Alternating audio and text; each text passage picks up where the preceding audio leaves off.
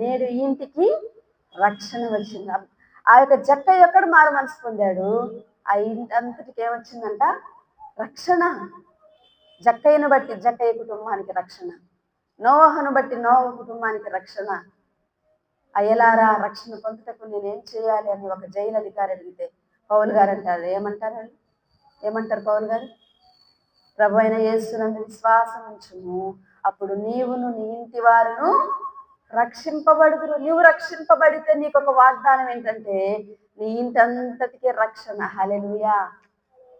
నిన్న ఒక్కడనే పరలోకాన్ని తీసుకెళ్ళి మిగతా వాళ్ళందరూ నరకాన్ని పంపించే దేవుడు కాదు కదా. నీ మనసు ఏంటో, నీ ప్రేమ ఎక్కడొద్దో, నీ ఆశలన్నీ దేని మీద ఉన్నాయో ఆ కుటుంబాన్ని కూడా ఏం చేస్తాడు? రక్షణలోకి నడిపిస్తాడు. దేవుడిచ్చిన వాగ్దానం.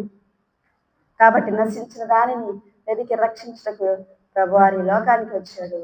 ఎవరైతే ఈ రక్షణను స్వీకరిస్తారో, ఎవరైతే ఈ రక్షణను ఒప్పుకుంటారో, అంగీకరిస్తారో వారికి దేవుడు నీతిమంతులుగా వారిని తీర్చి అబ్రహాము సంతానంగా చేసి ఆ కుటుంబానికి కూడా రక్షణ అనుగ్రహించేవాడు.